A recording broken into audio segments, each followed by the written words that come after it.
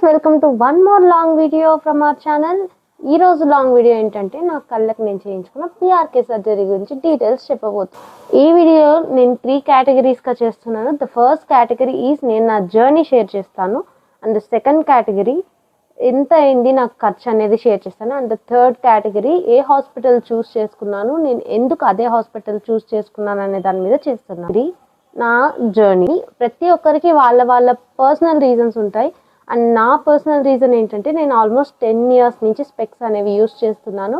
And I almost got tired of using them. నాకు అస్సలు నచ్చేది కాదు, ఎందుకంటే నాకున్న sight almost 6.5 for each eye. 2 ఐస్కి నాకు 6.5 ఉంది.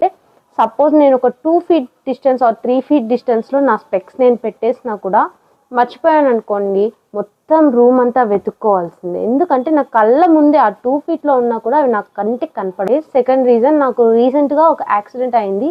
So you can see a scar on my face over here. ఏంటంటే నేను వర్షంలో డ్రైవింగ్ చేయడం వల్ల నాకు స్పెక్స్ ఉన్నాయి కాబట్టి నేను పడిపోయాను, దానివల్ల నాకు యాక్సిడెంట్ అయింది. సో అది ఇంకొక రీజన్, నేను స్పెక్స్ తీయించాలి అన్నాను. కానీ ఒక రైట్ టైం అనేది అనుకుంటాం కదా, ఎప్పుడు చేయాలి, ఇది మనకి కరెక్ట్ టైం, ఇప్పుడు చేయించుకుంటేనే బాగుంటుందని. నాకు ఈ ఫేస్ కరెక్ట్గా అనిపించింది. ఎందుకు అంటే నేను ఇప్పుడు నా లాస్ట్ ఇయర్ ఆఫ్ గ్రాడ్యుయేషన్లో ఉన్నా. నెక్స్ట్ నేను వర్కింగ్లోకి వెళ్తా. వర్కింగ్లోకి వెళ్ళిన తర్వాత మనకి 1 month, ఆల్మోస్ట్ నాకు 1 month లీవ్ తీసుకున్నాను నేను రికవరీ ఫేజ్లో. సో ఇలా 1 month లీవ్ అనేది అందరికీ పాసిబుల్ అవ్వదు. అండ్ 1 month తర్వాత కూడా ఒకవేళ నాకు ఎక్కువ వర్క్ నేను సిస్టమ్ మీదనే చేయాల్సి ఉంటుంది. So I don't want to take that much of. కాబట్టి నేను this is the right time అని ఐ ఫెల్ట్. సో నేను వెంటనే సర్జరీకి ఇంట్లో కన్విన్స్ చేసుకున్నాను. అండ్ డే 1 నుంచి స్టార్ట్ చేయాలంటే, సో ఫస్ట్ డే నేను హాస్పిటల్కి వెళ్ళినప్పుడు నాకు టెస్ట్ కండక్ట్ చేశారనమాట. నా ఐసైట్ ఎంత ఉంది అండ్ నా కార్నియా థిక్నెస్ ఎంత ఉంది, ఇలాంటి వాటి మీద వాళ్ళు ఒక 7 tests వరకు కండక్ట్ చేసిన తర్వాత నాకు ఒక బ్లడ్ టెస్ట్ ఇవ్వాలి. దట్టు అది సర్జరీకి ఒక 3 to 4 days ముందు ఇస్తే కొంచెం అప్రోప్రియేట్గా ఉంటుంది, మంచిగా ఉంటుంది అని చెప్పారు. నేను ఒక 1 month ముందు వెళ్ళాను హాస్పిటల్కి టెస్ట్ ఇవ్వడానికి.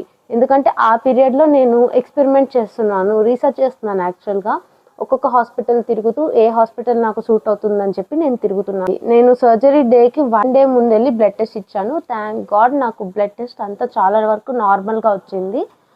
And the next day surgery రోజు మా అన్నయ్యని ఇంటి నుంచి రమ్మన్నాను అనమాట. యాక్చువల్లీ నేను ఉంటున్నది హైదరాబాద్లో హాస్టల్లో, కాబట్టి నేను రెస్ట్ ఇక్కడ తీసుకోలేదు.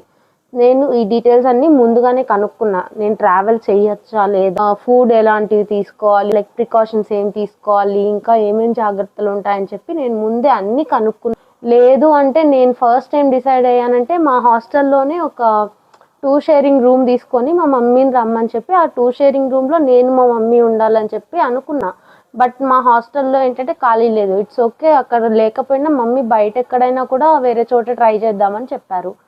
సో అది కూడా డిసైడ్ అయ్యాను. కానీ ఇంటికంటే నాకు కంఫర్టబుల్గా ఇంకేది ఉండదు అనిపించింది.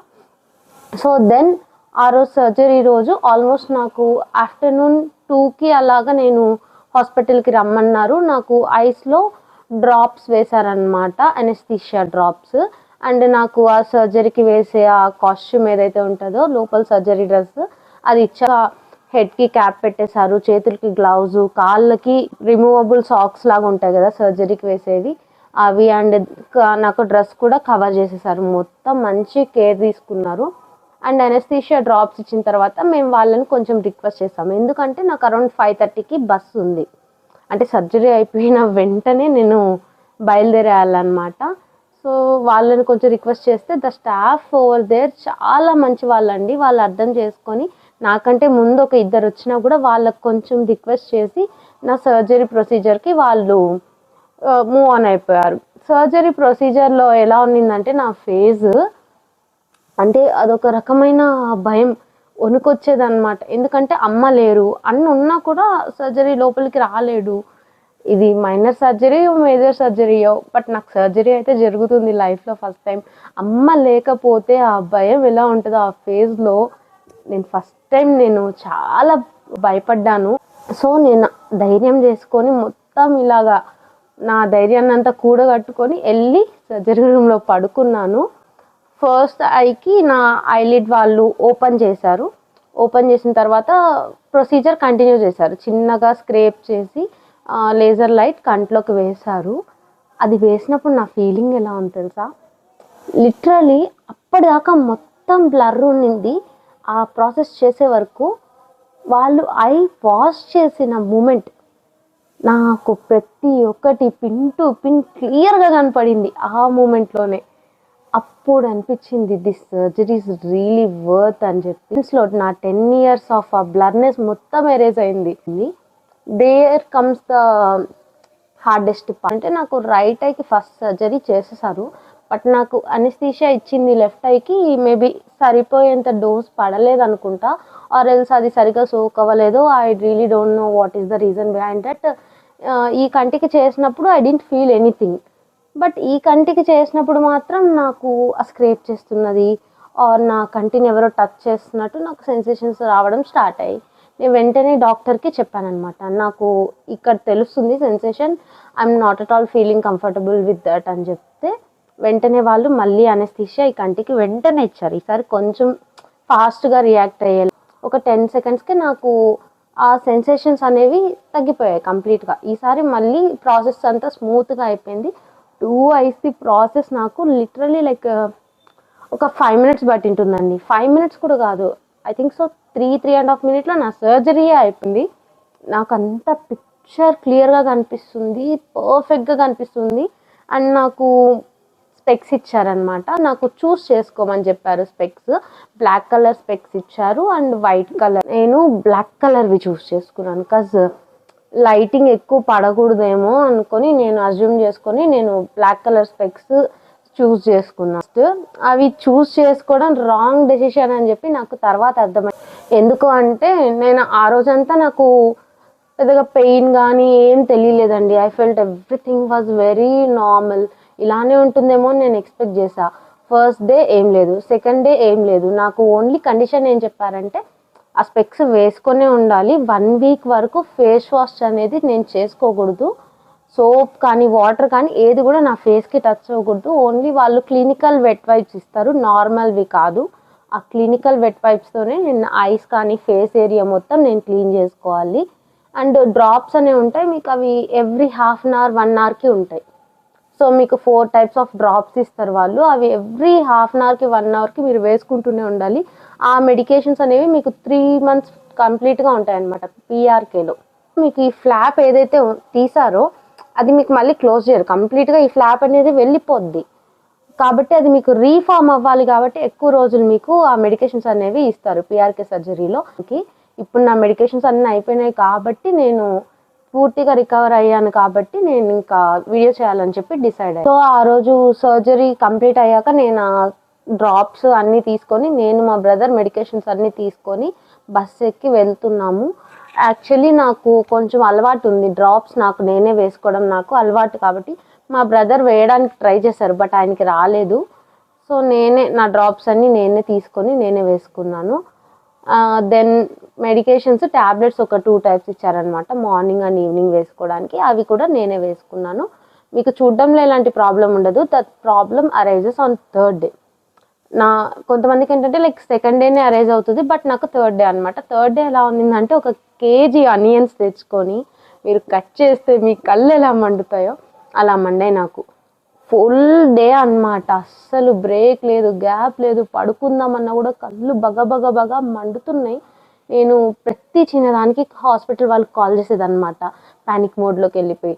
అరే నాకు ఇలా అవుతుంది మేడం, ఇలా అవుతుంది మేడం అంటే, మేడం ఇదంతా కామన్, ఇంకా ఎక్కువ సెన్సేషన్స్ కూడా ఉంటాయి, ఇది చాలా తక్కువ మేడం అని చెప్పి వాళ్ళు నాకు కొంచెం కామ్ చేసి చెప్పేవాళ్ళండి. నాకైనా రెడ్నెస్ లాంటి కండిషన్స్ ఏం లేవు, ఓన్లీ కళ్ళు మండుతున్నాయి అంతే. కొంతమందికి ఐస్ రెడ్గా అయిపోతాయి, ఐస్లోంచి వాటర్ కంటిన్యూస్గా వస్తుంటుంది, ఫుల్ ఇచ్చింగ్ సెన్సేషన్ ఉంటుంది, బర్నింగ్ సెన్సేషన్ ఉంటుంది. సో ఆ 3rd 4th day అయిపోయిన తర్వాత నాకు ఫస్ట్ డే ఉన్న క్లారిటీ లేదండి. 4th dayకి మొత్తం ఒక క్లౌడ్ ఫామ్ అయినట్టు నాకు కంటి ముందు అనిపించింది. ఆ క్లౌడ్ ఫామ్ అయిందని చెప్పి నేను మళ్ళీ కాల్ చేసి వాళ్ళని కనుక్కుంటే నాకు ఒక 1 hourకి ఒకసారి వేసుకోమని ఒక టైప్ ఆఫ్ డ్రాప్ ఇచ్చారు వాళ్ళు. ఆ డ్రాప్ని వాళ్ళు 1/2 hourకి ఒకసారి వేసుకోండి మేడం అని చెప్పారు. సో నేను అలానే చేశాను, 1/2 hourకి ఒకసారి వేసుకుంటే నాకు కళ్ళకు ఆ మంటతో పాటు ఆ క్లౌడ్ కూడా కొంచెం క్లియర్ అవ్వడం స్టార్ట్ అయింది. ఇక్కడ నాకు ఆ స్పెక్స్తో ఇష్యూ వచ్చిందనమాట. మా ఇంట్లో అంత ఎక్కువ సన్లైట్ ఏం రాదు, బట్ నేను I chose black colour specs కాబట్టి ఇంట్లో నాకు తిరగడం చాలా ఇబ్బంది అయిపోయింది. అసలే చీకటిగా ఉంటుంది కొంచెం ఇల్లు, అండ్ దట్టు నేను వేసుకున్న స్పెక్స్ బ్లాక్ కలరే. నాకు గ్రౌండ్లో ఉండేవి ఈవినింగ్ అయితే ఏం కనపడట్లేదు, తిందామంటే ప్లేట్లో ఉన్నవి ఏం కనిపించట్లేదు సరిగ్గా. సో నేను మా అన్నయ్యకి చెప్పి మళ్ళీ వేరే రకమైన వైట్ కలర్ ట్రాన్స్పరెంట్ స్పెక్స్ తెప్పించుకున్నాను అనమాట. ఆ తర్వాత కొంచెం బాగుంది. మీరు కూడా ట్రాన్స్పరెంట్ చూస్ చేసుకోండి, మోస్ట్లీ అవే బెటర్గా ఉంటాయి బ్లాక్ కలర్ వాటికన్నా కూడా. అండ్ దెన్ 7th డేకి నాకు కంట్లో లెన్స్ ఏదైతే పెట్టారో అది తీస్తారనమాట. ఆ లెన్స్ తీయడానికి నేను నెల్లూరుకి వెళ్ళాను.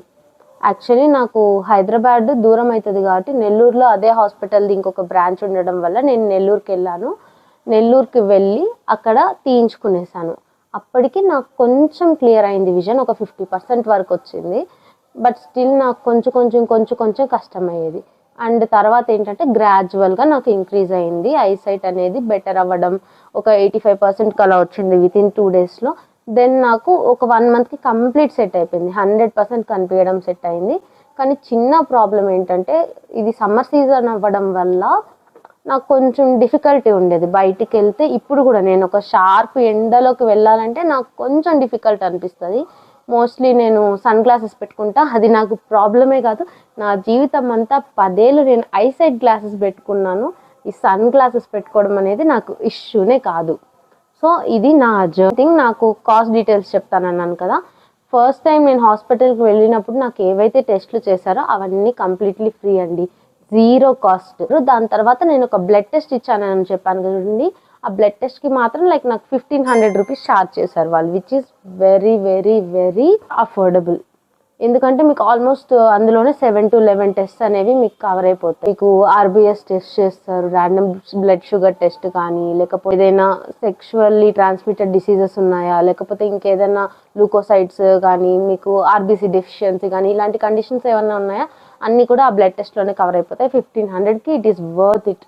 అండ్ దెన్ నాకు సర్జరీ కాస్ట్ అనేది కంప్లీట్లీ నెగోషియబుల్ అండి. వాళ్ళు నాకు ఒక 85,000 రూపీస్ చెప్పారు. నాది కాంట్యూరా చేయించుకునింది పిఆర్కేలో, అది వాళ్ళు 85,000 ఛార్జ్ చేశారు. కానీ మేము నెగోషియేట్ చేసి అది 50,000కి మాట్లాడుకున్నాం.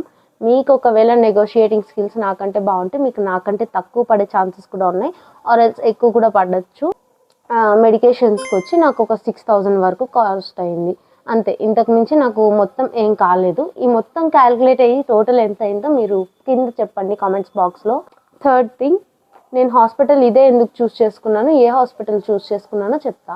నేను చూస్ చేసుకున్న హాస్పిటల్ ఏంటి అంటే smart vision I hospitals, Banjara hills branch నేను వెళ్ళాను అనమాట. ఇదే హాస్పిటల్ నేను ఎందుకు చూస్ చేసుకున్నాను అంటే, నేను వెళ్ళిన ఏ హాస్పిటల్లో కూడా నాకు చెకప్స్ అనేవి ఫ్రీగా చేయలేదు. ఫస్ట్ ఆఫ్ ఆల్ అంటే నాకు నా కార్నియా థిక్నెస్ ఎంత ఉందో ఒక చెకప్ చేస్తారనమాట, మీకు స్కాన్ చేస్తారు. ఆ స్కాన్ ఒక్కదానికే నాకు 2,300 రూపీస్ ఛార్జ్ చేశారు ఒక హాస్పిటల్. నాకు వీళ్ళు అరౌండ్ 7 టెస్ట్స్ అనేవి మొత్తం కంప్లీట్లీ రౌండ్ అబౌట్ ఫ్రీగా చేసి పెట్టేశారు. అండ్ ఈ టెస్ట్ అనేది ఒక్కసారి చేయలేదు, సర్జరీ ముందు ఒకసారి చేశారు, నేను వెళ్ళిన ఫస్ట్ డే చేశారు, నా బ్లడ్ టెస్ట్ తీసుకున్న రోజు 3 సార్లు వాళ్ళు చెకప్ చేశారు. నాకు ఏ టైం కూడా వాళ్ళు వీటికి ఛార్జ్ చేయలేదు. అండ్ సెకండ్ థింగ్, వీళ్ళ సర్వీస్. నేను అన్నిసార్లు కాల్ చేసిన వాళ్ళకి, లిటరలీ రోజుకు 2 కాల్స్ అన్నా ఈజీగా వెళ్ళేవి నా దగ్గర నుంచి వాళ్ళకి. వాళ్ళు అసలు ఎలాంటి చిరాకు లేకుండా పేషెన్స్తో, నా కౌన్సిలర్ కానీ నాకు ఒక పర్సన్ అలాట్ చేశారనమాట, మీకు ఆఫ్టర్ సర్జరీ మీకు అసిస్టెన్స్ ఇవ్వడానికి, గైడెన్స్ ఇవ్వడానికి. ఆవిడ కానీ చాలా పేషెన్స్తో నాకు గైడ్ చేశారండి. Feeling very thankful for them. And third point ఏంటంటే ప్రైస్, ఆల్మోస్ట్ 50,000 అని చెప్పాను కదా, which is very very very worthy. ఎందుకంటే నేను మిగతా చోట్ల ఎంక్వైరీ చేస్తే నా ఫ్రెండ్స్ వాళ్ళు పర్సనల్గా చేసుకున్న వాళ్ళని అడిగితే కూడా వాళ్ళకి 2 lakhs వరకు అయిందని చెప్పారు. 2 lakhsలో 1/4 నాకు ఈ సర్జరీ అయిపోయిందంటే ఇంతకంటే నాకు కావాల్సింది ఏముంది చెప్పారు.